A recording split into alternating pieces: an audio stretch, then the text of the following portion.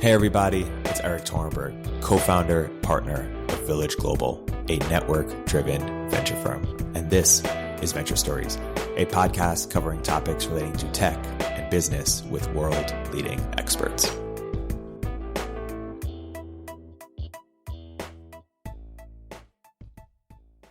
Hey everybody, welcome to another episode of Venture Stories by Village Global. Here today with two very special guests, co-host Anuj Abrol and the one and only Keith Rabois. This is the first podcast since you've announced that you were taking your talents to South Beach and joining the Presidio and joining Founders Fund.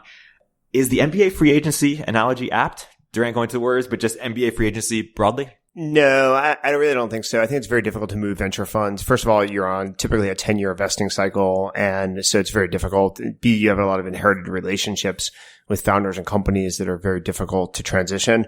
So I think you see it very rarely, certainly at a senior level, and I don't think you're going to see it very commonly. I think it is a little bit more frequent, and often you see someone leaving a venture fund who's been successful to start his or her own fund, which makes sense. Sort of an ownership mentality, build your own brand, do things your own way.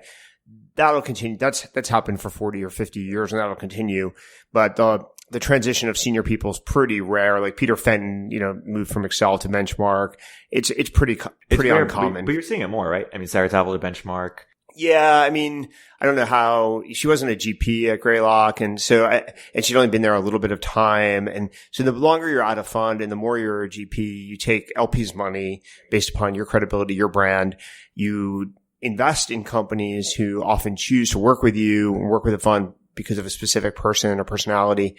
And the longer you're out of fund, the more of those relationships you sort of forge and the more difficult it is to extract yourself. And then if the fund is doing well economically, it becomes very difficult because think about vesting over 10 years as opposed to 4 in a standard company.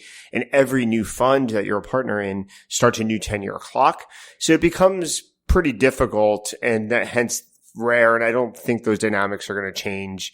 But I think the availability of capital, the availability of new LPs to fund new funds may attract people who are senior who want to start their own. And that's a good thing. We see this happen, with startups. There's lots of employees at very well-run, high-growth companies that go off and want to become founders themselves. So I think it'd be sort of hypocritical for someone like me to say, one of my partners shouldn't go leave and start his or her own So fund. Do you think it should change and be more like the NBA free agency? Well, there's pros and cons of a liquid market. But given the time horizon of company building, which is more like 7 to 12 years, it'd be pretty challenging to frequently be moving if you're going to be an active partner to the founders. If you're going to join the board of a company, you're usually thinking about a 4 to 12 year journey. And so if you were constantly having people move in flux, it'd be difficult to forge that relationship. Now, at some point, maybe the capital raising and the board mentoring roles sort of divide and debundle, in which case that might create more velocity of change in the industry. Where it's more about the individuals than the firms. In the way that the NBA is more about the individual players, right? Yeah, I mean, it depends on the sport, right? In basketball, it's clearly true that 1 or 2 stellar and unusual talents can really transcend the rest of the league. And in football, I don't think that's really the case. I think football is more about coordination and synchronization and everybody running the same play, running it perfectly. Whereas in basketball, unique talent trumps a lot of teamwork. Like the last successful really team that won an NBA championship was the Detroit Pistons that really didn't have a top 1 or 2, player in the league. In the NBA, if you don't have one of the top 5 players in the league, you might as well not even try to win the championship. It's just not possible. One game I like to play, now we're just talking about pure NBA, is this person a Hall of Famer? Yes or no? Yeah. And so Pistons may not have had a top 5 player, but I think they might have 4 Hall of Famers. Yeah, they did. I mean, their best player in some ways wasn't even their leading scorer. So I think who, Ben Wallace? At the time. Okay, I probably was the most dominant player on the team. Larry, they had an outstanding Hall of Famer coach, Larry Brown, who was able to, sort of stitch that team together. But I think that's the fact that it's once every 20 years in the NBA that happens, it's just a function of the sport and how much one player out of the 5 on the floor can dominate and how indispensable they can become. Versus in football, really, even if you had the best player in the NFL, it's not clear you make the playoffs even. Same thing in baseball. One player cannot really dominate. You can dominate a little bit more in the playoffs where a pitcher particularly might be able to win a series almost on their own shoulders. But typically you need a constellation of lots of barrels, let's say on a baseball team, to have success. And same thing is probably true in soccer. I don't think one player can really get you far. Hockey is a little bit of an interesting example where a goalie at the height of his game can really trump a lot of the rest of the team. You see it in the playoffs, particularly where one very hot, talented goalie offsets a lot of traditional skill and stats from the regular season. And you see more upsets, I think, in the hockey playoffs and in other sports. So is venture 85% basketball, 15% football? Or? I think it's a little bit more like baseball, actually, which is you get your individual stats. So baseball, you're part of a team, but there's an accountability to baseball where you have your stats, you have your batting average, or you like more sophisticated advanced stats, but you have your batting average, home runs, RBIs traditionally as I was growing up. And that's somewhat divorced and completely independent of the rest of the team. But you do have wins and losses as a team, which is sort of like your venture returns. So I think venture works more like that, where you can parcel out people's contributions, maybe not perfectly, but directionally at least. But you are part of a team. And so I think baseball is the closest analogy from a sports perspective. We're probably going to bore all the people who are in technology and engineers that don't like sports. Right. We're talking about the future of venture. Some people say that it's going to be multi-asset firms. Basically, Andreessen is paving the way. You have a general fund, but then you also have Andreessen crypto and Andreessen bio, and you get the best people each. Do you see that as the future? More? Do you see M&A in venture, like acquiring?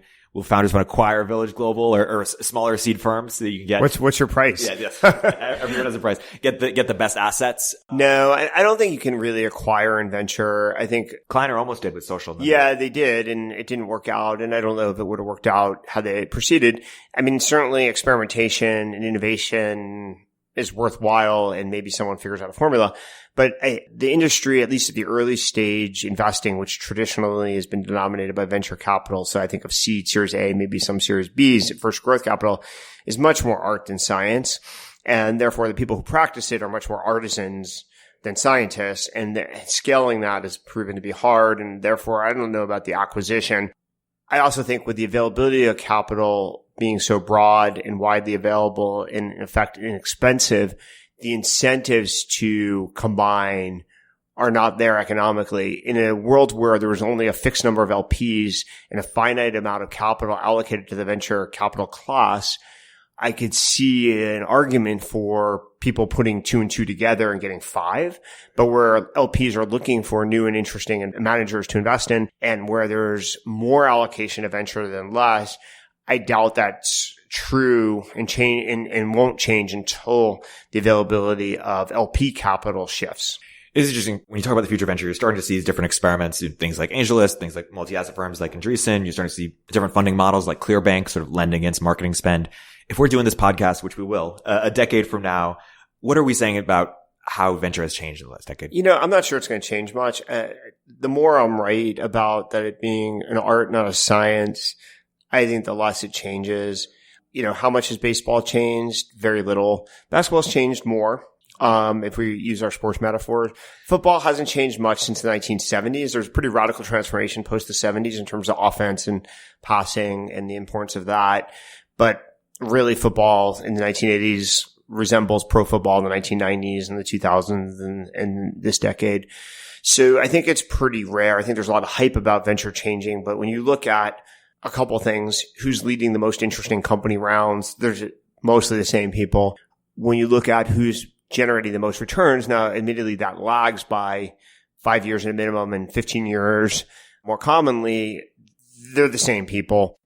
So I think it's easy to get seduced by the hype of things are in flux. There's lots of massive transformation. Whereas when I look at what's actually going on and the investments I wish I'd made or the people I compete with, they look very similar. There are new funds that have similar characteristics as the old funds that have moved to the top of the list. I think if you ranked venture funds by like the top 10 by any metric, about half have been around for 50 years and about half are fairly new, like let's say post 2008 innovations. So that's a pretty good degree of velocity of change. But I think most of the new ones that have impact are following proven playbooks. They just have better artisans, running the shop. Yeah, makes sense. The one thing that surprised me about the move, it didn't surprise me really, but what surprised me was why now, not 5 years from now, or 5 years ago, or 10 years ago? Well, there's never, as we started the conversation, there's never a perfect time in venture. Yeah. And it only gets harder as you it gets more difficult. So waiting, I don't think is your friend. And certainly I'm not getting younger. And I think there is a question about in venture, whether you get better as you age or, when do you hit diminishing marginal returns or when do you decay? So I think venture is more of a young person's business than an old person's business. So I don't know that I would want to wait too much longer, partially because of the time scale. So if you start thinking about funding new companies that are 5 to 15 years away from maturity, that's a long time for me. I'll be fairly old, by the time the next generation of companies I fund have IPOs. And so I think there is a ticking clock, at least I felt a ticking clock on if I were ever to do something differently or different, I would need to do it sooner rather than later so that I would have another 5 to 15 years of, investments, and still be young enough, to think for myself. And then secondarily, before, I think there's been an evolution in, sort of founders funds philosophy, which is traditionally they were fairly passive investors. They'd sort of write a check and say, good luck. And, if we invest in the right people, we don't have to do much. They're extremely proficient at that. They're probably the best in the world at it. And they've proven that. What I've been doing is what I call high impact investing, trying to be as bold as possible, as early as possible, and as impactful as possible. And I think now there's recognition that both strategies can work and that the combination of the two may be the most effective. So for example, depending on when you invest and how mature a company is, the rate approach may be very different. So a company that's scaling and working and the management team's really executing, you might not want to intervene or do too much, actually. You're just going to get in the way. So sort of the physician's adage of you could do more harm than good versus I typically invest when it's more like two kids in a proverbial garage. And there's a lot of things that the company could use and a lot of help the company could take advantage of that would yield a different outcome or change the probabilities of success at a minimum. And so I think over at Founders Fund, there's recognition that they want to do both. So it's a more consistent strategy. Also, Brian Singerman, who's been very successful leading investments at Founders Fund, is awesome at figuring out which companies are working and how to sort of power money into the companies that are on the precipice of success before everybody figures it out. And my skill is finding things that are brand new, that are under the radar, that haven't even launched in many cases, and investing before other people appreciate either the founders or the idea. And so we're almost going to have a vertically integrated fund in some ways where he can double down on the companies that I invest in that have high potential, whereas I don't really do the high conviction investing. I'm not a growth stage investor. I very rarely invest at a valuation, let's say above $100 million. It's extremely anomalous for me. I'm trying to find things before other investors have maybe even invested at all. Right. And so it is interesting. I mean, if you look at Founders Fund, has been such a successful fund for so long, but the individual people who've been very successful didn't necessarily have brand recognition because they weren't necessarily out of central casting. I think someone there once said to me, we like to hire people who other firms wouldn't necessarily think to hire, but are immensely successful. We don't want to compete. And these sort of gems.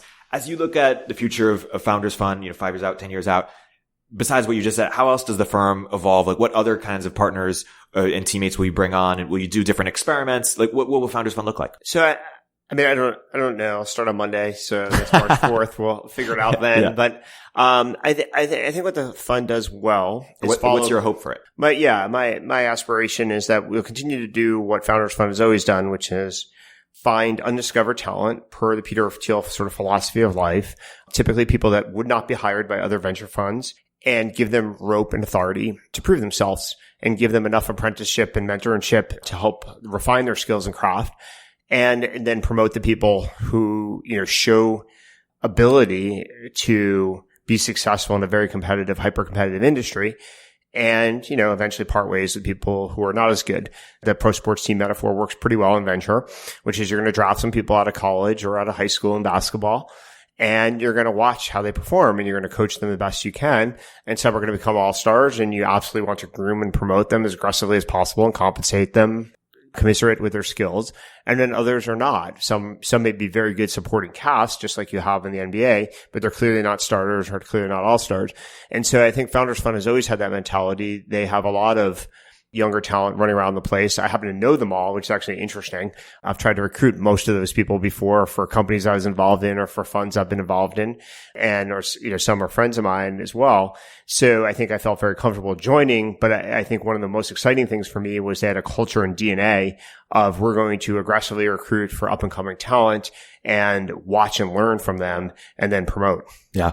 What do you make of a firm like Kleiner that literally does like a total rebuild? Or do you think we'll see more of these sort of legacy brands sort of just like start from scratch? Because you had a problem in the past where senior partners were staying for too long. Yeah, I think it's easier to start from scratch than to fix.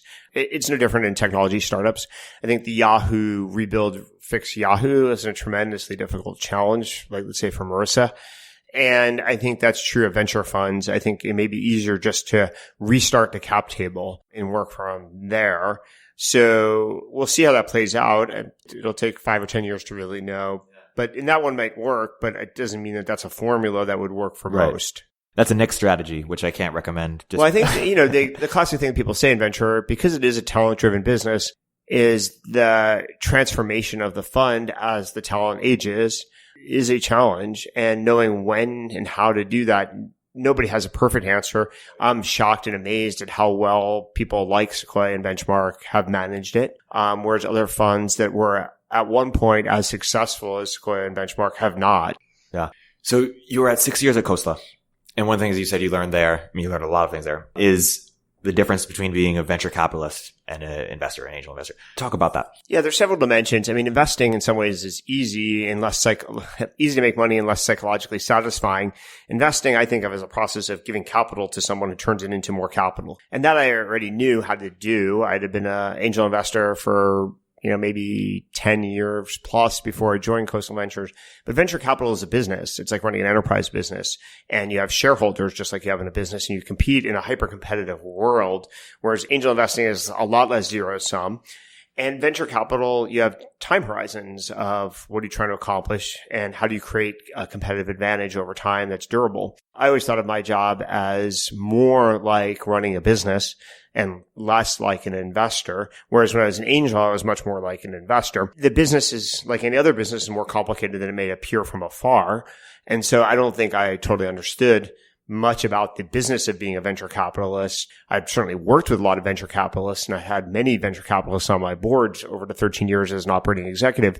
But I really learned the strategy, thinking, complexities to running a venture business from really Vinod, Samir, and David, who were my sort of peers at Khosla. Yeah. So you've been in the Valley for almost 3 decades now? You're overdating me. Let's correct the record here. I moved to the Valley in 2000. Okay. That's only 18 years. Okay. You've been operating and investing for quite some time.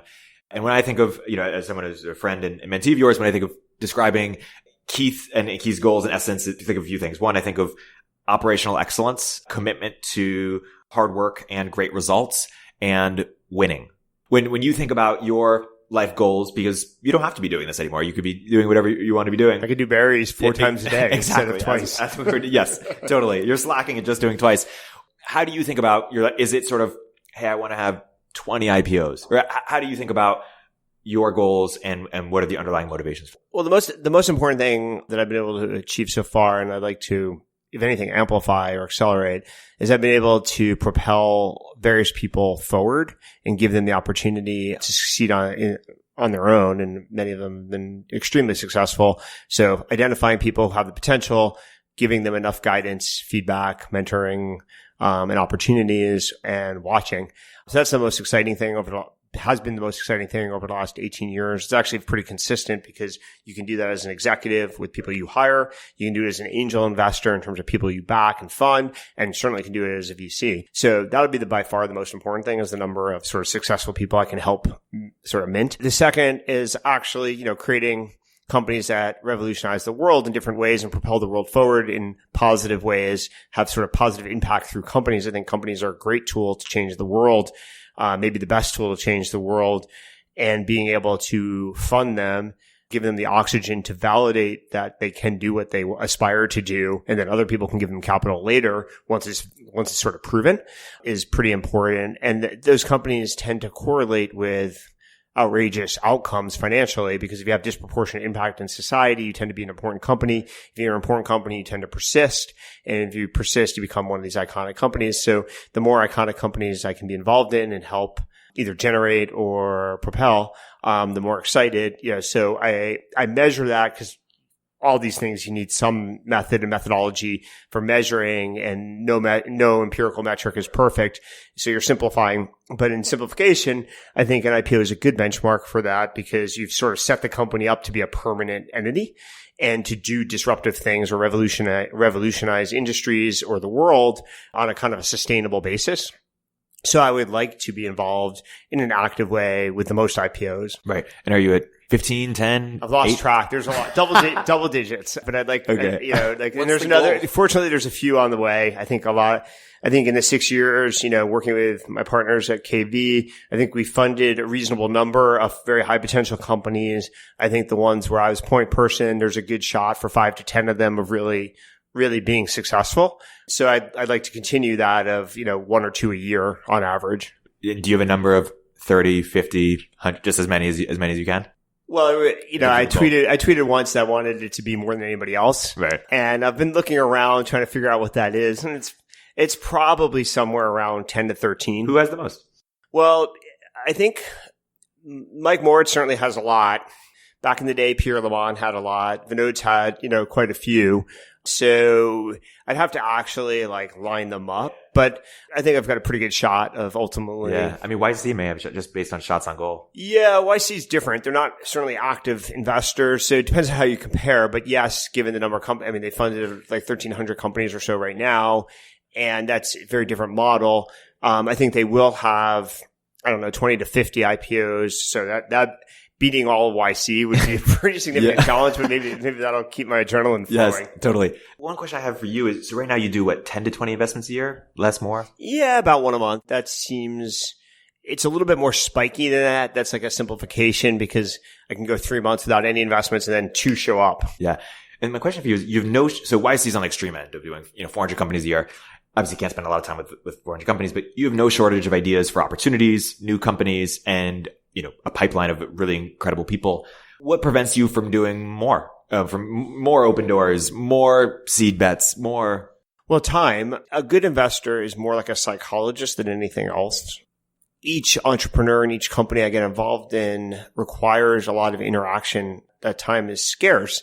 And the more companies you invest in, the more you consume your time at board meetings, one-on-one with CEOs, interviewing candidates to be executives. And it leaves less time to find or create new things. So there are only a finite number of hours in the day. And no one, I don't think any of these models that anybody's tried in venture other than YC have really created perfect scale. And as I said, YC isn't that actively involved. And when they are, it's in a concentrated 12-week period, which is a nice template. Nobody, as far as I can tell, has scaled the a Series A investor, active board member, consigliere to the founder model. And I think that's because time is a finite resource. But also, if you thought that it was replicable, you could potentially scale by training people. But because many people think it's an art, it's hard to scale that sort of training. And then I think there are different parts of the role, and some are easier to teach or scale, and some are much more difficult. I think you could debundle some of these. But also the training itself, I think the only model that's really been validated is an apprenticeship model in venture, which requires learning by osmosis, which requires a lot of data points and a lot of time. So I think it takes at a minimum 1 to 3 years to train somebody well, which means this person is actually shadowing you around nonstop for 1 to 3 years, which means it's hard to scale. You can't do many in parallel. Yeah. One of the things you're famous for talking about is that for discussing is the idea of understanding a business equation. Every business is equation, and people need to understand it.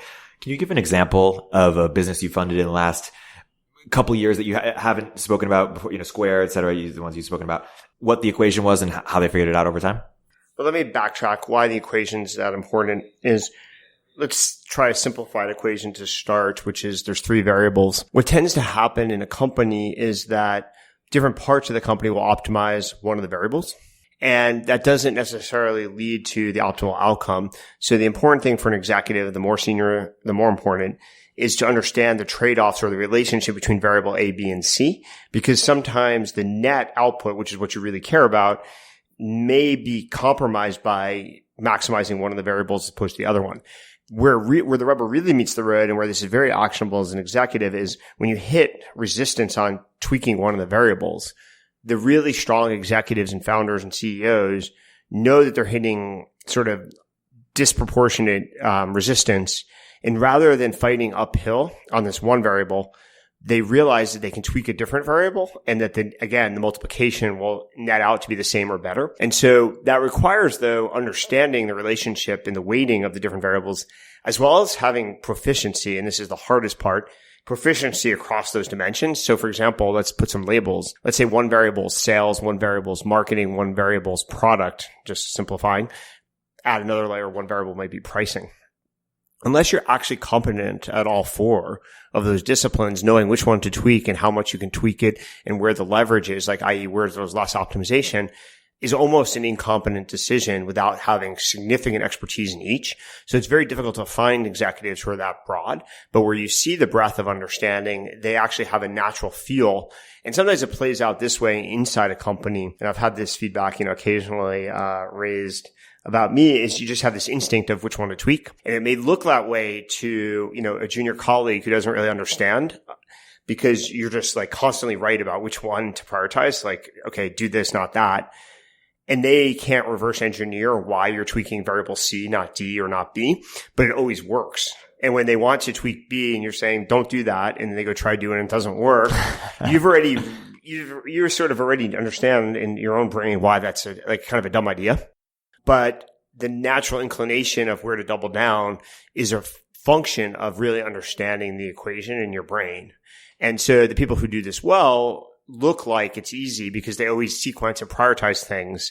Let's say they make 4 bets a year, 3 of them work. And then someone else tries to do it without the overarching understanding, and at best 1 works. And this is the biggest difference. Yeah. So Delian wrote in a post, I believe, that in the PayPal days, Reid Hoffman talked to you about you not being quantitative enough when making decisions. But at the same time, we just talked about, the idea of having sort of instinct based on experience. Talk about that story and how that relates to the idea, what we just talked about. Yeah, I think there's a lot of good byproducts of that story. So maybe after my first 6 months at PayPal, I got sort of my review with Reid, who was my manager at the time. And Reid said, I think you're doing great work, blah, blah, blah. I'm very happy with X, Y, and Z. However, I talked to Peter, and Peter thinks you're not quantitative enough. And this is kind of classic, sort of Peter speak, but basically Peter has usually 1 or 2 lines in his brain about people. And for me, he thought I was doing a lot of good things and working really hard, but that my understanding quantitatively of how PayPal worked wasn't strong enough, and that therefore I was recommending some ideas that wouldn't work or whatever, wouldn't be as successful or wouldn't net out the same revenue or profits or something. So fortunately, one lesson from this is the clarity with which you deliver the feedback is critical, because it allowed me to adjust my behavior and demonstrate and illustrate that actually I had the ability to do this. And had that feedback not been delivered sort of cogently enough or powerfully enough or early enough, I would have been continuing down my old path, and Peter never would have been totally happy with me. He would have been happy about some things, but frustrated with other things. And it was only the ability to articulate specifically the areas of improvement that he wanted to see that would lead to my promotion, allowed me to attempt to model that and demonstrate. Turns out it worked fairly well. I mean, Delian tells the correct story of how I constantly, therefore, infused all of my analysis with lots of metrics, data, stats, even some calculus once in a while.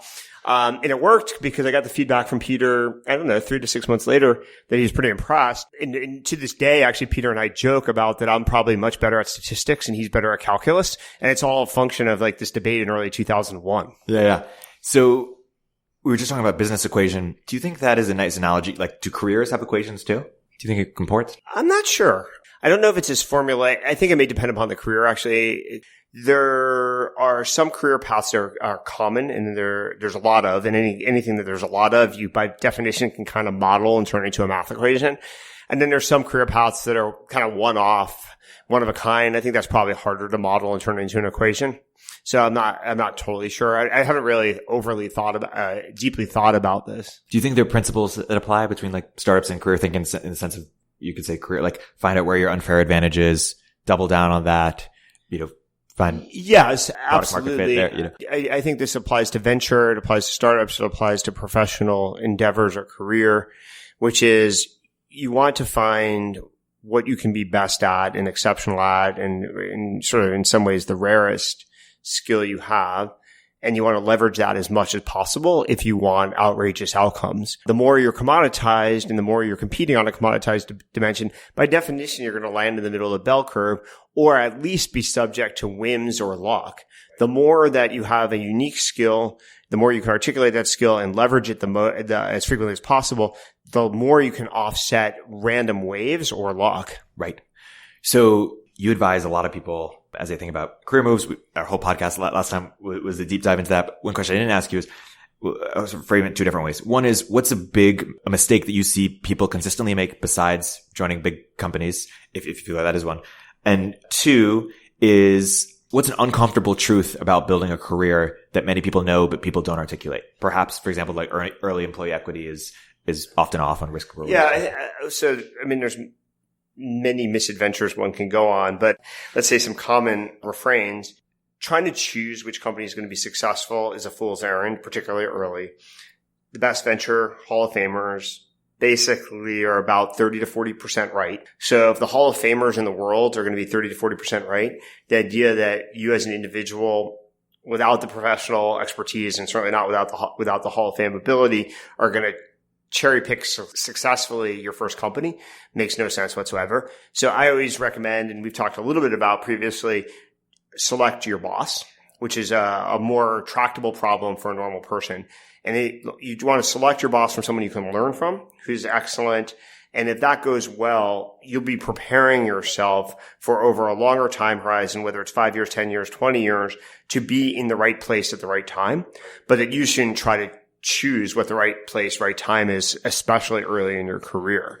One thing you've also wanted to do is monopolize talent. And you've talked about it for a decade plus. What is the best approach you've seen or best approach you've considered, or what could that look like for you to monopolize talent? Well, it stems from the philosophy that both Peter Thiel have and Vinod Khosla have. The way Vinod says it, I sort of like, which is, he describes it as the team you build is the company you build. And so everybody gets often distracted with technology, technical innovation, and a bunch of other things, where it really comes down to who are the people in the building, what's the critical density of their talent, and how long can you sustain them working together. That was the story of PayPal. We had a substantial group of talented people that worked very well together, worked very hard together, and were able to at least stay together for 2+ years. And if you can do that, you can achieve important things. So I focus all on the people and a lot less on the market, a lot less on the product, and a hell of a lot less on the technology. So therefore, if you believe those sort of first principles, the natural conclusion is to build the most important companies, the most valuable companies, is how do you aggregate all the talented people and put them in one place? So that's what we did at PayPal. Now, fortunately at PayPal, the rest of the market, meaning the rest of Silicon Valley, completely imploded. So the only thing we had to do was identify the right people, because if we gave them an offer, they would accept it. So our acceptance rate at PayPal was well over 90% because we were one of like 2 people extending job offers. So that's obviously different than the last 10 years in Silicon Valley, where no company that I'm aware of at any scale has a 90% accept rate, because you just can't easily attract that talent in an unfair way. I do think, though, that it's worth thinking and brainstorming about how would one do that. Maybe not in the hottest market, which we're in today, where everybody can start their own company, raise capital. That may be too difficult an intellectual exercise to conquer. But let's say in a more mediocre market, where capital is a little bit more expensive, a little bit rare, could one monopolize talent? And if one can solve that problem, solve that equation, so to speak, then by definition, I believe the outcome of that company will be very high and successful. And hence, that's what my job is to create companies that achieve unusually great things. Yeah. People mostly think about aggregating talent in 2 key ways. One is you're building a company and you want to hire people for that company. 2 is you're an investor and you want to find the next best founders. And for myself, I tend to think of where can I build communities in spaces where other people haven't dominated yet. So for example, Dorm Room Fund is, an example of, trying to build communities in college campuses that get access to everything they're doing. There's different vertical communities around specific sectors where they build, talent and a flywheel there. And then On Deck has taken a more horizontal standpoint of trying to be the first call for people who are just thinking about starting or joining their next thing. And then you could also build communities outside of talent in the sense of if you own all these great LPs, maybe people will want to take your money, or if you have access to all these investors through a scout program. They're sort of different. What's your take on that? Well, communities have proven to be a sort of a network effect for startups, right? So if you look at some of the biggest companies created, some of the consumer companies, they're community generated. Or you look at some enterprise companies like, let's say, GitHub, or some of the developer products are community driven. So there's actually proven evidence in the history of technology companies that community works and has durable advantage. Now, can you scale that to investing? Maybe. I think for short periods of time, absolutely one can. YC has built a community that seems vibrant and has created some true advantages. I do think, though, that if you tap into a community that is different, which is a great way to start a new fund or pursue a new strategy, that people will fast follow. And therefore, the community advantage may only last for a short period of time, and eventually you need something that lasts for a very long time. So, for example, YC tapped into a different type of founder originally with a technical bias, with a certain age for the most part, often dropouts, with a certain philosophy of life. And then people replicated that. I think that unless you get a few year window before people copy what you're doing, it'd be very difficult to build a community at enough scale with enough momentum that it becomes permanent. If they didn't have a Dropbox or Airbnb, it might not have transcended. It's not worth, it's certainly worth thinking through where these communities could be fostered, where they exist, where they could be leveraged, amplified. But I think it's hard to build proprietary communities in a more transparent world. Partially, the world's more transparent, so everybody kind of sees what you're doing. To some extent, it's harder to mask that than even when YC started. I'd be leery of that as a comprehensive strategy. I think in verticals that other people don't want to touch, it's probably the most likely to work. Meaning like GovTech or something? Yeah, or a vertical where the understanding premium, like the technology is so hard. You could think of some biotech field space where it would be hard for outsiders to kind of even get up to the vocabulary level, and certainly not read the research papers and understand what's what and what conferences to attend. So the more distance between insiders and outsiders, maybe the community stuff would be a great strategy.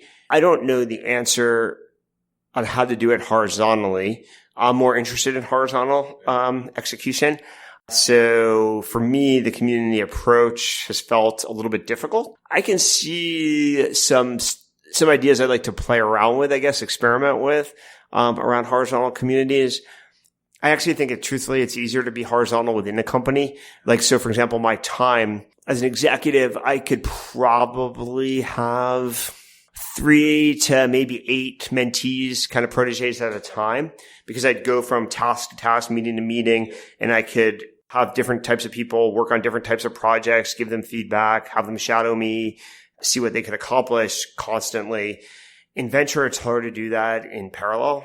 I don't have an answer, which I guess in some ways invigorating. It's why there's a velocity of change in venture, is that if someone were able to lock this down, they could have, a 50-year ride. But I don't know how to do it. I do think about it. And is there a path there? But, in some ways where we started is true if you hire people that other people won't hire, and you have a formula of what you're looking for, and people don't copy that formula for 5 or 10 years, that would give you enough window to find future stars, promote those stars. And by the time people realize that they've missed that, those people will have a 10 or 20 year, rocket ride. Yeah. I think what was most interesting is if YC didn't leverage their initial sort of wedge of that type of archetype founder to get some big wins that would then create a flywheel that would get other founders, maybe it might not have taken off in the same way. So maybe these communities are wedges into. Yeah. At some point you need the validation, right? I think there's always a question of how long does it take to validate an idea, a project within a company, and how much capital or social capital do you have to deploy until you get the evidence that it's working. So, but once you get it working, then you can build a brand. It can be aspirational, and that will give you another period of time. But if your hit win ratio declines over time, you have the same problem. Ultimately you have to sustain that advantage with some degree of success, but you can, get a window of 3 to 5 years where people are following the halo of prior successes. Yep. You were just talking about, 3 to 8 proteges at a time. You've been mentoring people for a very long time. Is there something you've changed in the way you mentor people now versus 10 years ago in terms of some key principle or key framework, or? Not really. Maybe I have a little bit more of a formula in the back of my head of just kind of what I'm looking for, what I'm watching for. Maybe it's a little bit more clear, and maybe it was initially very ad hoc, but it's not like I don't think the framework's changed as much as it's more clear in my own brain what the signals I'm looking for are, where to inject feedback, maybe the conceptual framework of how to apply sort of different pieces of feedback are more straightforward. But no, I don't think the formula has changed. Anuj and I are working on this piece around evaluating markets and ideas. And part of it's inspired by your talks. You've talked with me and others about the things that you look for in markets. You look for, you tweeted this, low NPS scores, highly fragmented industry, vertical integration. You've also mentioned anomalous market reaction, opportunity to leverage an accumulating advantage, and then the Peter Thiel secrets, of course. Yep. Is there anything else you would add to that list? No. Well, I think you skipped over simplification. So when you're taking a fragmented market that has traditionally low NPS and you want to vertically integrate, the key is to vertically integrate in a way that simplifies the entire value proposition. And that sometimes can be challenging.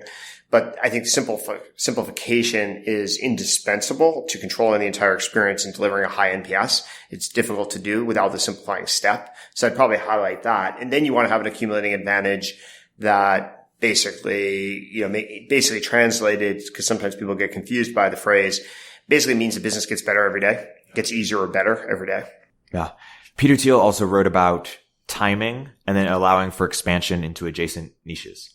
Yeah. I don't know. I have a different view of timing, and maybe it's controversial among investors, but to me, there's no such thing as a mistimed company.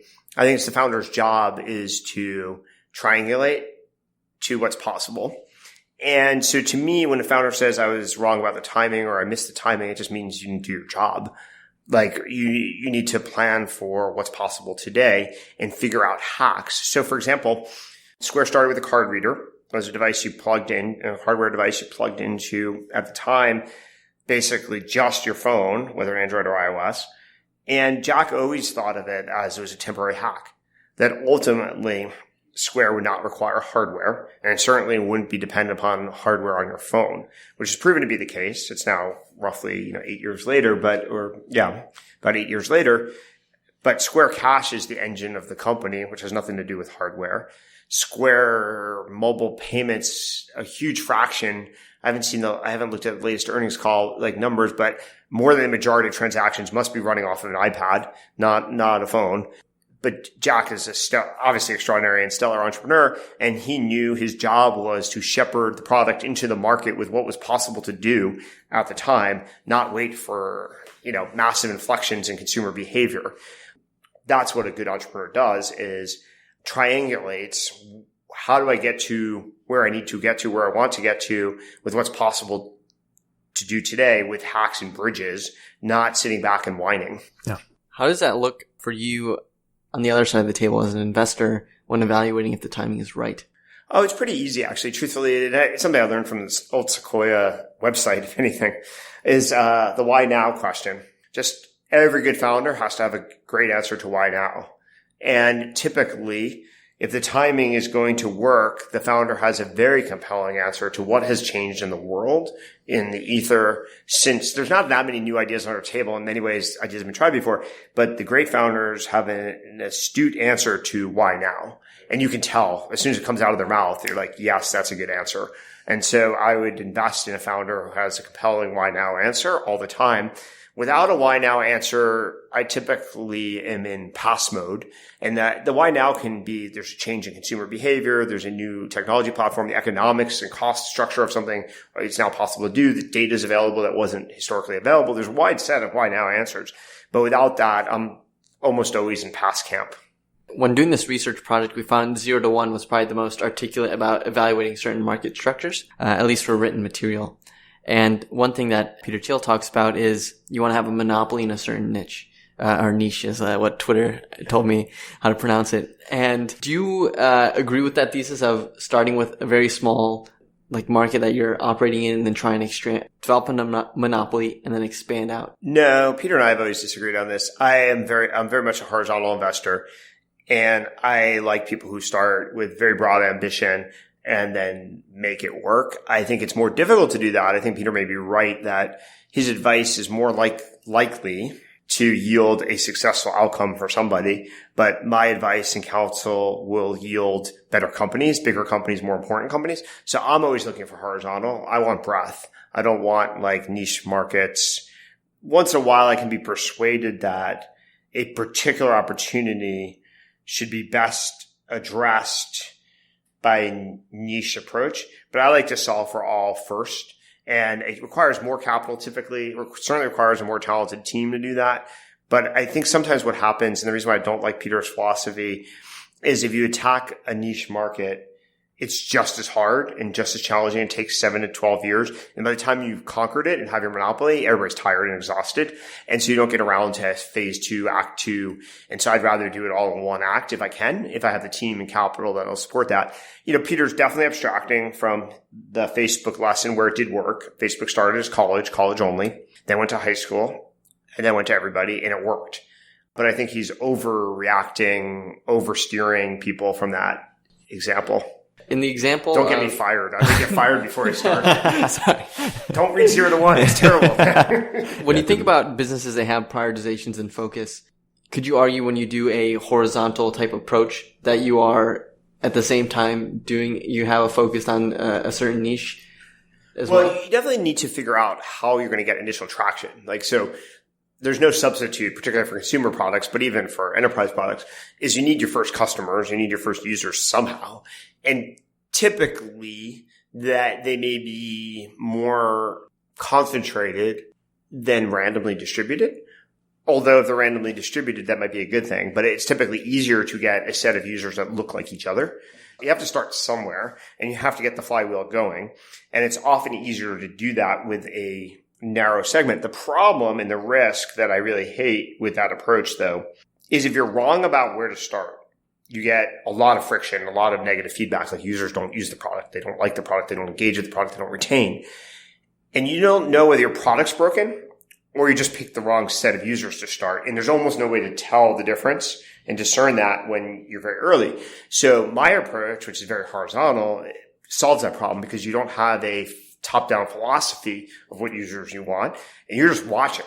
So this was our PayPal example, which, is my rebuttal to Peter, is at PayPal, we didn't start and think that we were going to get eBay power sellers to be our core market, but we noticed that there was 54 of them that adopted the product that wasn't really well suited for them by themselves. Unfortunately, mostly David Sachs was astute enough to notice this. And then we doubled down on the eBay market, the power seller market. But we noticed it was observation among a broad set of users. And we noticed an anomalous adoption among a concentrated set. So that's a better strategy. I like anomalies. I talk about it a lot. Find something you didn't expect. And then that's your insight is, oh, shoot, this product isn't even really suited for these people, but they're adopting it. They're going through a lot of pain. So there must be a there there. Okay, now that we have 54, can we get 540 of them? Now that we have 540 of them, can we get 5,000 of them? Now that we have 5,000, can we get 50,000? Then 500,000. I tend to think in 10Xs. I roughly, and as a VC, I do this a lot. Delian's watched me do this a fair amount. I will basically give founders 10X credit. So if you're at 1,000 users, I believe you can get to 10,000, but I don't believe you can get to 100,000. Or if you're at $1 million in revenue, I believe you can get to 10 million in revenue, but I don't believe you're going to get to 50 or 100. So I'll basically write checks in advance about a 10X growth. So show me 50. Great. Okay. Now the next project's how are we going to get 500? Great. Okay. Let's get 5,000. And then keep doing that. That works pretty well. And they're looking for what types of users. But the problem is if you solve too narrowly, you don't build a muscle to solve broadly often. So sometimes it's too easy to solve narrowly. And then you're confusing your ability and internal competency with solving the real problems. So in other words, restate this is And I think Peter would agree with this. Certainly something Vinod always taught me and reminded me of. You want to solve your biggest risks first. And what mediocre founders do is they solve the easier risks first, the ones they know how to solve. The most important thing you can do, both in terms of your valuation and your self-confidence, is take the 3 most risky things and conquer them. As soon as you conquer those risks and knock them off the table, your valuation by definition will increase, and your conviction level about whether this is something you should do with 3 to 13 years of your life should increase, and your ability to convey that to other people and persuade them to join your crusade should increase. So I always write down the top 2 to 4, maybe 5, 3 to 5 risks for a business and counsel the founder to address them in order of difficulty, not in order of ease. But don't sometimes those risks, some of the most hardest things require a lot of money and you can only... That's fine. But then raise the appropriate amount of money. Another kind of Vinodism is if the prize is big enough, the money's there. Like if the upside of being right is substantial and you can decompose the logical steps and the risks associated with it, at least in the last 10 years, there's plenty of money and capital available to support those ideas. When you're looking into opportunities that are on the edges of things, so for example, like crypto mania was going on, it's still going on. How do you look at those opportunities compared to Square, Open Door, which are going after established markets? I think there are 2 different types of markets in the world, what I call non-consumption market and consumption market. And basically it's whether the market's pre-existing and well-known or you're shipping a new product that no one's ever used before. Hence the market's kind of unknowable. I think there are investors and founders who are better suited for some rather than the other. So my friend Kevin Hart, he's been a friend of mine for 30 years and co-investor for like 15, really is excellent at decomposing a current market, figuring out what incumbents are vulnerable and how to attack them and succeed. And he's done it multiple times as an executive, as an entrepreneur, as a board member. He just is awesome at that. Then there's markets that don't exist and nobody knows that they could be great markets. Think YouTube back in the day. Nobody knew what the market was for short video consumption. Those markets are better suited for different types of investors often and different types of founders. And I tend to prefer the non-consumption markets where I can find them. I'll invest in the consumption markets, but they require an order of magnitude better idea in some ways because you're dealing with incumbents. You're dealing with a lot of pre-existing inertia. The non-consumption, you just have to be directionally right. And if you're directionally right, there's nobody else doing it by definition. And so you can grow really, really fast for a few years before anybody figures out what the hell's going on and why it's interesting. So I prefer those markets where I can find them. But you're going to have a hit error rate in those markets that's pretty high because by definition, there's almost no way to diligence them. One thing that Sam Altman talks a lot about is he doesn't necessarily care about the market size today, but in 5 to 10 years, that's what's most important. He finds a lot of investors don't think about that. How do you maybe talk about these ideas that are on the edges, or even those are in existing established markets? How do you think about growth rates when you are evaluating things? I'm not sure I've ever in 15 years thought about like a TAM. I do have intuitions of like markets are either large or small. And once in a while, I'll run into somebody who's pitching something and where my intuition says that feels relatively small. And I'll ask them to sort of rebut that. But I've never done a calculation of what a TAM is, partially because you have a first derivative problem, which is what's the rate of growth? Because you're aiming 5 to 15 years in the future. And it's very clear sometimes that the world's in flux. By definition, it's a why now kind of question. So that's part of it. Secondly is all these non-consumption markets by definition have a zero TAM in many ways. Third, I think TAM is highly correlated with the value proposition and the quality of the product. So if the product was amazing, suddenly the TAM is very explosive. And if the product's just good, it's an okay TAM. So what I ask is kind of a different question, which is value creation. So what I care about is how much value are you creating for somebody? And what's the magnitude of the value you're creating? The bigger the economic transformation, the bigger the value you're creating, you're going to capture some fraction of that as a company. Bell curve distribution on that is 10 or 30%. So if you create a lot of value, you're going to capture a fair amount of value. And so the question I ask founders is who are you creating value for and why? And if that feels large and there feels like a reasonable number of people in the world that might have this problem, then at least at a seed level, certainly a seed level and probably an A level, I can easily invest. I think it's reasonable for a venture growth investor type to ask a little bit more hard-edged questions around market size if they're investing later in the company's trajectory. But I think at a Series A, it's kind of a fool's errand. Gotcha. Fair enough. You brought a lot of new things I haven't heard before across my consumption.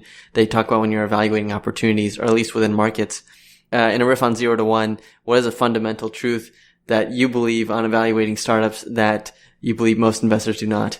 I think there's several, but I don't think any of them I'm unique, but I think are rarer. One is that horizontal is better than vertical. Second, that the only question that really matters is the quality of the founder. Delian posted about this last week and you can read it, but fundamentally, the earlier you invest, if you're right about the founder, that's the only thing you need to be right about, and everything else will take care of itself. So I just isolate as much as I can to what's the quality and skills of the founder and or founding team, because it can be broader than one person. And where I've been right about that, everything is taking care of itself. And where I've been wrong about that, once in a while, the market's good enough that you can make things kind of work, but it's certainly not a fun ride. And then third, vertical integration, although truthfully, this is becoming more common to see. So when I used to lobby for and advocate for and fund or run companies that were vertically integrated, people thought that was crazy. It kind of roughly correlates with the success of Apple. So I've always been an Apple fan. I've sort of emulated Apple, sort of since high school. And I always thought the right thing to do was to follow Apple's strategy. It's like find the most important company in the history of the world, the most successful, valuable company, and emulate it. It's like what we do in sports. If you find good players, you emulate them. Everybody else was critiquing Apple, like, oh, they're not open, or they're this or that. And I was like, well, I'd rather be Apple than whoever you're emulating. And so I was always a fan of why is Apple successful? Let's decompose that and then replicate it and understand it. So I would always try to pursue an Apple-esque strategy. With the clear success of Apple and people that have sort of applied some of its precepts, like let's say Square, I think there's more common understanding of why that may be true. I think also, some writers like Ben Thompson at Stratechery have done a great job of articulating some of this, so it's more approachable for people, more broadly. So I don't run into as much resistance as I used to 10 years ago with a vertically integrated strategy. Yeah. On that note, you're definitely the pioneer in popularizing these vertically integrated business models. And I guess for people that are listening, a vertically integrated business is one that owns multiple parts of the value chain. So anywhere from raw material or where it starts out to delivering the user experience. So one thing I noticed is that both Square and Opendoor, they're in regulated markets. I work a lot with Atrium. It's a regulated market in a law firm. Do you think full stack businesses or these vertically integrated businesses can work in non-regulated markets? Oh, absolutely. It's a whole lot easier, actually. Of course they can. I mean, I think the reason why you do vertical integration is a couple fold. So let's break this down.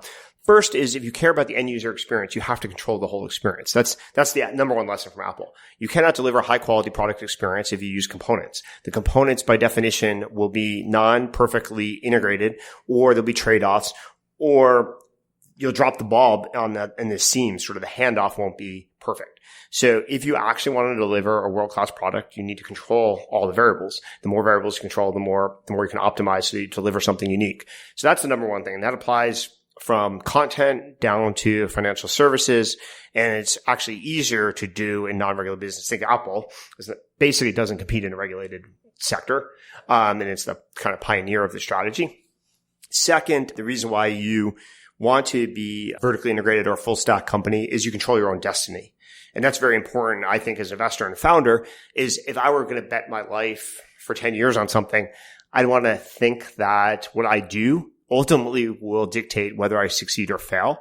And where you're derivative from other components or constituents or partners, you don't control your own destiny. So when you're vertically integrated, it's just a question of how good are you and how good is your team, and every lever in that business equation is something you can control. So that's really important. Third is just value creation, and that this is a function of investor think, but fundamentally, when you're vertically integrated, you typically capture more value. So instead of getting 1% times a lot, you typically get 30% or 60%. And the math of that, when you're really good at it, tends to trump the math of a small fee from a lot of people. Yep. One thing I noticed about these vertically integrated businesses is that often initially, because it's very capital intensive, they have low margin. And there's often incentive to show higher margin. They can do that by developing a marketplace, or they can essentially outsource some of the things that they might used to do. when do you think these businesses should consider pivoting towards higher margin opportunities versus sticking on their own, like maintaining the whole stack? Fairly complicated to give a one-size-fits-all answer for that, but like a framework for thinking that through is, I think it is factually true that they may start with lower margins. I think the question as an executive I would ask, and also as an investor or board member I'd ask, is what's going to change over time? So you don't want to fund a permanently low-margin business, but what you may want to do is understand, when do new dynamics kick in that create and unlock greater margins? So there can be classically, economics of scale. So at some level of scale, the cost structure changes and therefore we can capture that.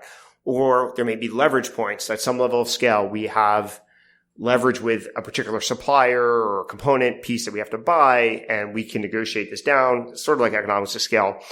Third is there may be network effects between, certainly in a marketplace, between buyers and sellers, where you can absolutely charge more of a premium because you're actually connecting and matchmaking in a scalable way that the individual constituents wouldn't be able to do on their own. And so you can absolutely charge for that. So I think the key is understanding intellectually, in a framework sense, what will change over time. And if you don't have a good answer to that, then you may be a permanently low margin business, which is not particularly exciting. If you have very specific answers, like, so let's say hardware, as an example, typically if you manufacture 1,000 units, you're going to pay a significant BOM, bill of materials sort of cost for that. And at 10,000 units, the cost is going to go down. And at 100,000, the cost is going to go down a lot more. That's probably true. And it's been proven for like probably 40 or 50 years of startups. So it's reasonable to identify where those step functions are for my product and maybe not worry about the margins for the first 1,000 units, because I know they're going to get better at 10,000. I know they're going to get better at 100,000. Now, you'll hit some diminishing marginal returns. They don't get infinitely better in hardware, but you can kind of triangulate to where they're likely to get to.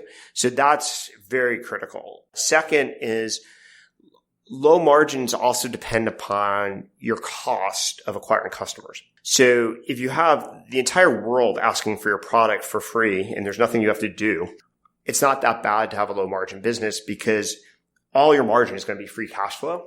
And that's what you really care about, is how much cash is coming back to you. But if I have to run TV ads and interrupt everybody to let them make them aware of my product, to get them to buy my product, it's incredibly expensive. I'm burning a hell of a lot of money up front before that margin starts coming back to me. And if it's a low margin, it's coming back to me in very small doses over a very long time. So I'm burning an incredible amount of money just to prop up this business. So for example, if I had an SEO strategy that was free and I could use the SEO to scale to 100 million users, great. I don't really care about 10% margin because that's all profit. And I've spent no money up front. So it totally depends upon your cost of customer acquisition. So we think about it, at least at KV, and I'm sure I'll think about it this way at Founders Fund, is in terms of payback time. And so your payback time is a function of what do you get paid, time your margin versus what you had to outlay. So with a low margin, that can be risky. But if your margin's either great, so you get a lot of cash right away, or your cost initially is very low, then the equation works. I want to play a game where we talk about requests for startups. So we name a sector, a space, and then you say where you think a big idea could come from it, or where you want entrepreneurs listening to explore and experiment. First, we'll start with a personal favorite, fitness. My goal to incubate a fitness business with you at some point. What do you think is going to work in that space? There's so many things that haven't worked. What would you like to see people? Well, I think the key to fitness is showing people results, compressing the feedback loop, which is there's proven models of how to get fit, and they're well understood. The art is deferring gratification so that you achieve the results you're looking for.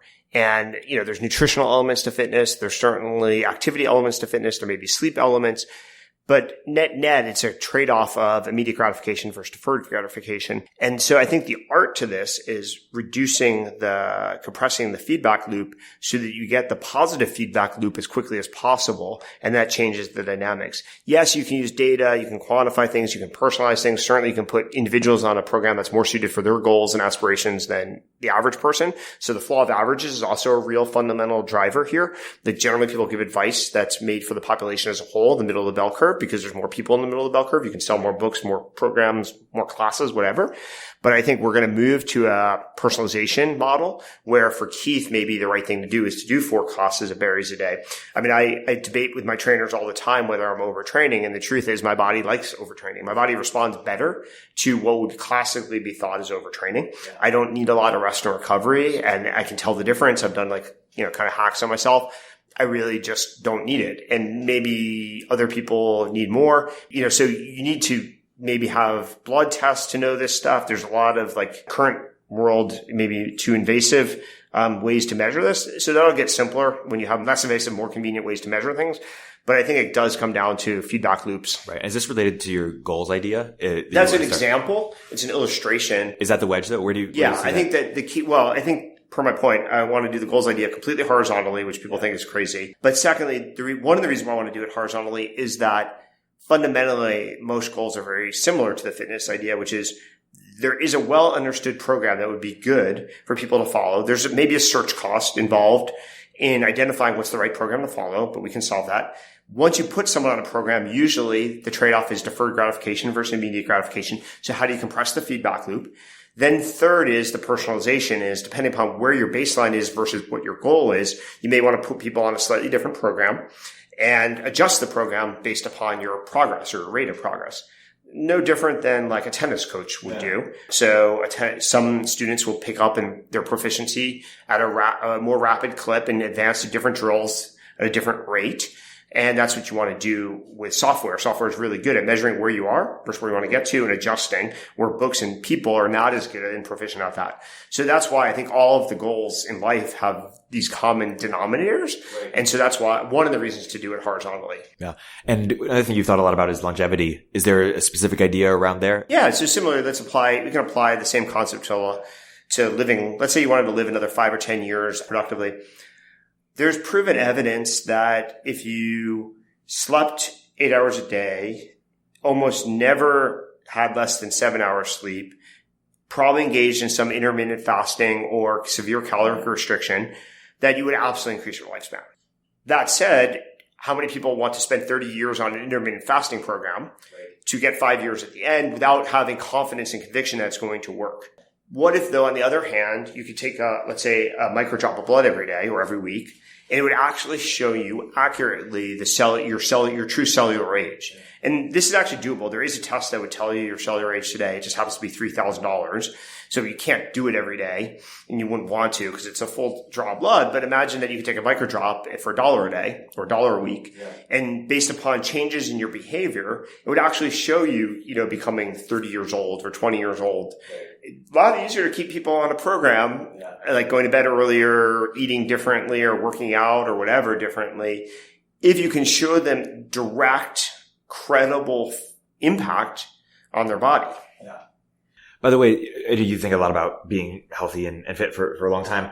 So one year I spent going to Barry's 3-4 times a week, partly inspired by you. Then I got too jacked, as it happens. And too many compliments. Yeah, totally. And I switched to basketball 3-4 times a week. Can I play basketball for the next 20 years, 3-4 times a week? Or how would you advise me or anybody, my age, thinking about?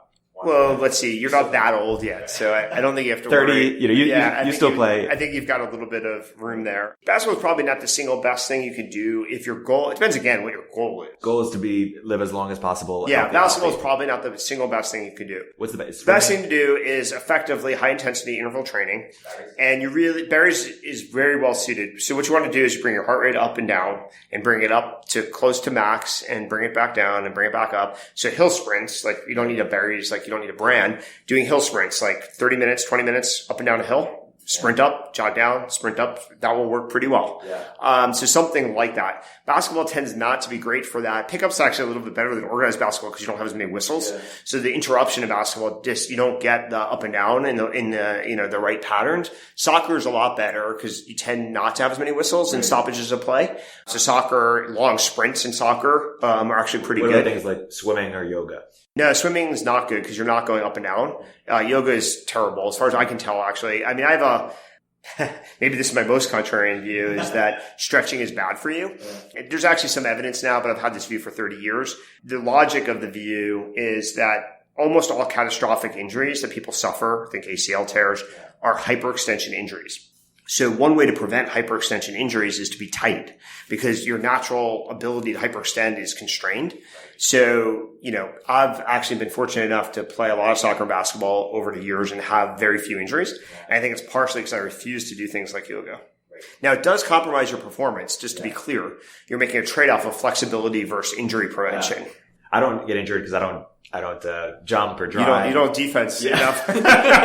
Just be soft. He sits at the perimeter, throws up 3-pointers once in a while. Exactly. I mean, is there going to be a multi-billion-dollar version of Barry's that also takes care of nutrition, that also becomes like a co-working space, that also becomes, I don't know, like, is there? Well, I think that I would love to fund an intersection of fitness and nutrition. Yeah.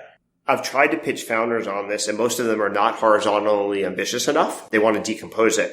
But the truth is, you cannot get outrageously positive results by isolating the two. You need to eat in conjunction with your activity, and you actually need to sleep. So there's an activity and a recovery. And think about the nutrition element as fuel and the sleep as recovery. And when they're in balance, I think you get incredible results. But unless you can stitch them together, actually, I think you need the holy trifecta. Right. That's something I would fund or even run or, found. The question is then how to do that in a scalable way, meaning like something that's convenient enough that a normal person would do it. Yeah. Like the nutrition tracking alone is an unsolved problem. Just tracking what people eat, let alone prescribing for them what they should eat. Yeah. We're going to fund it based on this podcast. Someone's listening is going to start that business. Instead of going sector by sector, what's one other pet idea that you want someone out there to build that you don't see people working on? Yeah. So, I also tweeted about this a while ago. I think one of the greatest successes over the last 30 years has been homeschooling. So today, roughly 8 to 10% of Americans are homeschooled, and the evidence is just so compelling that on any metric, people are homeschooled outperform socially and academically. Yet it's so painful. Like the friction associated with homeschooling your kids is very real. Time commitment, sourcing content, all the stuff like programming. If someone could figure out a way to create a method for parents who want to homeschool to more easily, with less friction, simplify, so that it's more attractive from an investment perspective, I think that company would be massive. That easily 10% of America would go to 30%. And is it Airbnb for homeschool, or what does it look like? Well, that's an approach that people have tried, but that's not truly homeschooled. That's like some hybrid something. Can you provide tools for a parent to absolutely successfully teach their kids at home in a way where they feel like they're getting the best programming, that they're efficient with their time? I don't know how to do it, but I would love to find a way to do it. Yeah. Keith, you're known for being a contrarian. We just talked about stretching is going to alienate many people. What's another thing that today in 2019 you're contrarian about that maybe people might not know? Yeah, it's interesting. I have to keep up with my contrarianness because some of these ideas, I've had like these 5 or 10 ideas that a decade ago or 15 years ago, like the world thought did think was crazy. And now they're mainstream. Or my friends thought I was crazy. When I got married in November, some of the toast actually told some stories about all my crazy views. About 6 years ago, I thought about funding or what we jokingly would call the Rabois Institute, which is to publish research backing up my views. I tried to hire one of our basketball friends to run the Rabois Institute. But the funny thing is the world's caught up. So let me give you a couple examples. I've been on this sleep crusade for 20 years and optimized my entire life around always getting 8 hours sleep and adamant about it. And my friends make fun of me sometimes. My partners at KD would make fun of me.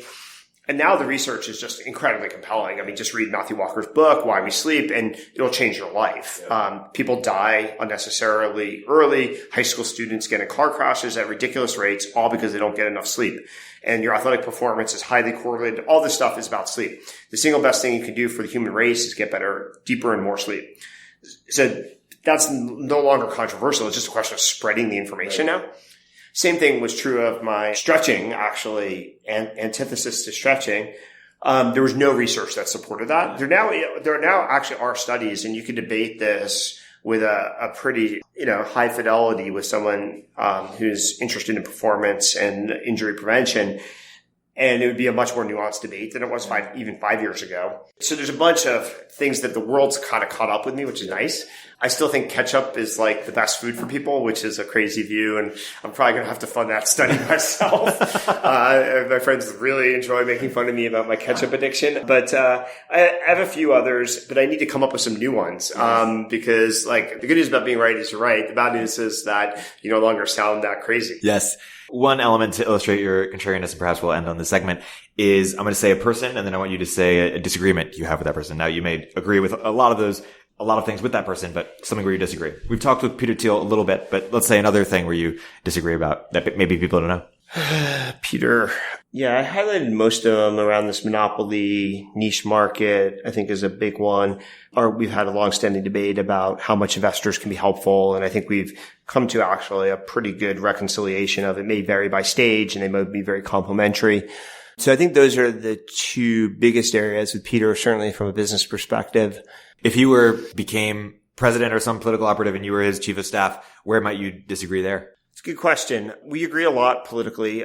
I tend to be, I guess, probably more pro-immigration than Peter is. I don't think either of us are on, extreme pole from a perspective of like the country as a whole, but I tend to be more free immigration, open immigration, and Peter means. And what about just trade or globalization? Peter is an anti-globalization, but he maybe says it's overstated or we should focus more on innovation. Yeah, I tend to agree with Peter. I think he's certainly convinced me that the world was on this ridiculous crusade of globalization is the greatest thing ever.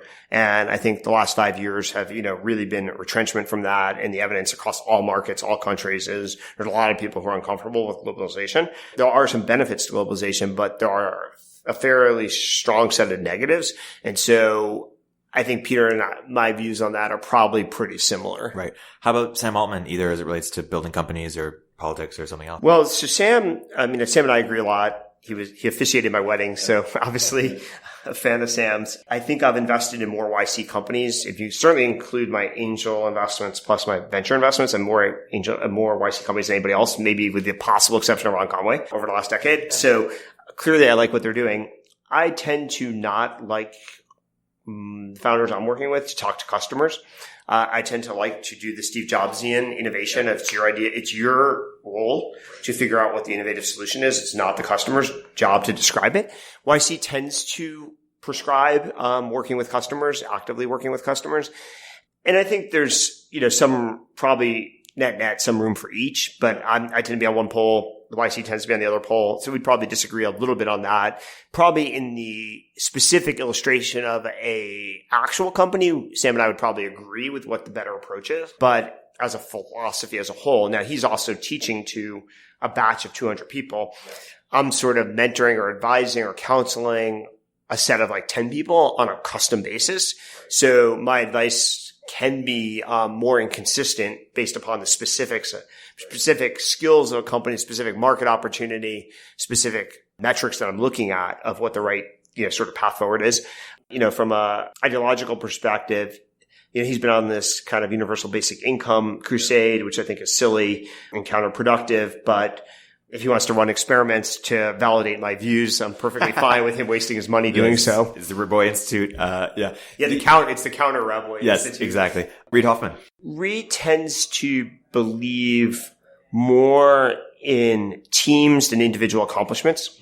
At PayPal, Peter had a very strong view that individuals accomplish things and teams accomplish a lot less, that usually there's one heroic person bringing people with them.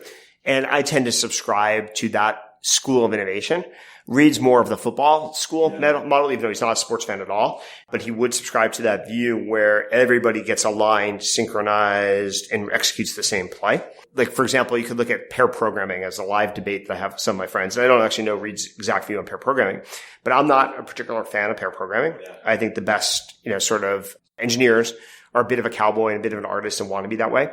I think there's parts of code that should be pair programmed where you're doing money moving code in the Square case where everything has to be zero defect, but most startups are not running a zero defect operation. But I think there's an interesting debate there and it's almost cultural. Obviously, Reid's more interested in politics these days and has always been more liberal since I've known him, since like at least 2000 when I met him. But, I think there's lots of reasons behind that. He's a classic maybe 1970s Silicon Valley liberal, and I'm a classic 1970s conservative. Right. Yeah. It is pretty incredible that him and Peter Thiel have had, friendship for 30 plus years, Yep. And are such polar opposites in some way. Well, Kevin Hartz and I grew up the same way. Kevin and I went to college together, and he used to be the president of the Stanford Democrats, and I was president of Stanford Republicans, and I had fun debating him. And right. So let's talk about Kevin Hartz. How about from a business perspective? Kevin and I are pretty similar. We have invested in a lot of companies together. We ran kind of an amateur venture fund together for a while that did pretty well, invested in a lot of great companies, including Airbnb and Palantir. And so we have a similar style of investing. As I talked about, I think Kevin's much more comfortable in pre-existing markets and less comfortable in non-existing markets. And I prefer maybe a little bit more of the non-existent markets. But we're both very active investors. When we were angels together, we would counsel and work with founders actively. We didn't just write a check and walk away. We tend to meet with founders every week or every 2 weeks. So Kevin's an outstanding mentor for founders. I highly recommend people, raising money from Kevin, working with Kevin. He really is the reason why, more than anybody else, that I wound up going into technology. During the 1990s bubble out here, Kevin was involved in technology, helped found a couple companies that did pretty well. He became an investor. And he'd always try to talk me into moving back out to Silicon Valley, that I was missing this gold rush, and that I should stop the practice of law, and I was wasting my time. And about once or twice a year, I'd come out to San Francisco, mostly for the weather, occasionally to visit friends like Kevin, and he'd constantly be lobbying. And one way or the other, in February 2000, he finally persuaded me. It's just sort of join this crazy world. So it's mostly his fault. Wow. Amazing. David Sachs, another person from your PayPal. Yeah, David. So David and I also went to college together. We knew each other pretty well in college. And then I wound up joining PayPal after he had joined, eventually moved over to his team for a while, PayPal. So worked for him and reported him directly. Later invested in his companies, actually joined his boards for a while too. So David taught me several important things. Number one, how to grow and groom talent. So David taught me this philosophy of constantly expanding the scope of an individual's responsibilities until you see them breaking. So take every single employee and constantly expand their scope until you hit resistance, and then you'll realize the full potential of everybody. It's the most important thing he taught me. Second thing, David is an outstanding writer, and there's very few outstanding writers in the business world. And he persuaded me by example of the power of effective written communication. I would look at some of the things he published while he was at Zenefits as examples of the quality of writing. And he would do that in every email, really. So I think it's underestimated how much value there is in clarity of communication, in the business world. How about Max Levchin? Max. So Max is so I've worked with Max off and on forever, since starting in 2000 at PayPal, obviously, but I worked for him at Slide. I served on the board with him at Yelp. I invested and led the first institutional investment at a firm. Yeah. We've been friends and colleagues for 18 years. The most important things Max has taught me, first, was the Venn diagram overlap between a technical mind and a first-rate business mind is incredibly rare in Silicon Valley. And if you find that, you should invest in it. The number of people who are exceptional at both is very, very small, and almost all of them are successful. Jack Dorsey's a little bit like that. There's a founder I've invested in that's not announced yet, that's very much like that. In some ways, Vinod's like that actually as well. So he has that skill on steroids. He can go very deep technically, but he is a first-rate business mind. He's not just a technologist. Second thing is, fortunately, my investment in YouTube was mostly a function of Max teaching me about technology. So in 2003, I went down to Mountain View while he was still at PayPal, and I was working for Peter, and asked, what technology trends should I pay attention to as the non-technologist? And he said Flash. And he explained why Flash was incredibly disruptive. And I won't bore all the, sort of audience with this, but at the end of the day, it took me 3 years to find a Flash-based company. And it was this random thing called YouTube. And when I ran into Javed at a barbecue, Memorial Day weekend of 2005, and I asked Javed what he was up to, he said, I just launched a startup, this actually website. What's it called? He said YouTube. And I said, is it coded in Flash? Which may sound like the most ridiculous question ever. He said yes. And I was like, I want to invest. I'd finally been able to apply Max's lesson. So the value of Flash is like going to be Max's legacy. No, more substantively and more scalably. He also taught me, he really became famous for pioneering what we all now use and think as more like a common component is the combination of math and machines. So to solve the fraud problem at PayPal, he was able to construct a product that we called internally Igor that really leveraged individual humans to hit a green or red button when they detected a pattern, but was using math to surface these patterns or potential patterns to the humans. So the combination of man and machine would enabled us to economically efficiently scale our fraud rates and reduce them dramatically. So we were burning like roughly $10 million a month before this, and we got to a profitable company in an IPO, mostly on this sort of 99% math, 1% humans, or 90% math, 10% humans model. And I've been able to apply that pretty much ever since. So I took that model and approach to building the fraud teams at Square. Fortunately, a lot of people were terrified that Square would suffer significant fraud, but I was pretty confident that we could apply this model correctly. We actually used it at Open Door to value houses and avoid errors and mistakes and losing money. Many startups that are in the certainly KV portfolio apply this to different problems, but Max actually really invented this. Yeah. Wow. Elon? Wow. So I think the most important things, and Elon was mostly at the board of PayPal, was on the board of PayPal when I was at PayPal. So I joined PayPal after September 25th, 2000, when Peter came back as interim CEO after Elon had been fired. The most important things I've learned from Elon is a little bit about this horizontal ambition, which is Elon definitely articulates where does he want to go and then figures out how to sequence to get there, not how to do small steps and then, expand the steps. So he has a vision of where he needs to go, how to validate different pieces of it, how to fund it. That strategy really resonates with me. Secondly is the amount of heroic effort that goes into building a startup. I think being very successful in technology startups requires a lot of sacrifice. And one of the reasons why Elon's successful is even though he has already had many and massive prior successes, he's still willing to roll the dice. And that ability to roll the dice and that ability to sweat the details and the ability to push the envelope on work ethic is what makes him super successful. Most people, once they get to a certain level, that skill, the demeanor, the dedication devolves. Yeah. So sort of in closing, I want to remark that, sort of half of the people we just mentioned were your college friends. So, I don't know about the listeners, but my college friends aren't doing shit with their lives. Step up, Herschel. So the question is, what advice do you have for people who are trying to find their tribe? Well, there's lots of studies that you develop the traits of the 5 people you spend the most time with. And I don't know that people are as intentional about that as they should be, given that the studies are pretty compelling. So if you want to be healthier, spend time with people who are healthier than you. If you want to be wealthier, spend time with people who either have the same goal, who are wealthier, more successful, or smarter. But you develop those traits. And if you don't like the traits of the people around you, you're going to wind up looking like them. So change them. So I think that's important. So if you're going to be ambitious, if you have ambition, find the most ambitious people you can spend time with. If you want, to think differently, find people who have heterodox thoughts and spend time with them. Don't spend time with people who care what other people think all the time. So I think being conscious about that is one way. Whether or not you attend, a specific university or not, surround yourself. You do get to choose who you spend your time with, at least the first, 5 people. Choose it very, very, very wisely. Yeah. Perfect. Keith Rabois, this has been a fantastic episode. Thank you so much for coming on. Always a pleasure. And can't wait for the Goals startup, for the Barry's Nutrition startup, and all that's to come at Founders Fund. Great. Thank you very much for having me. Thank you.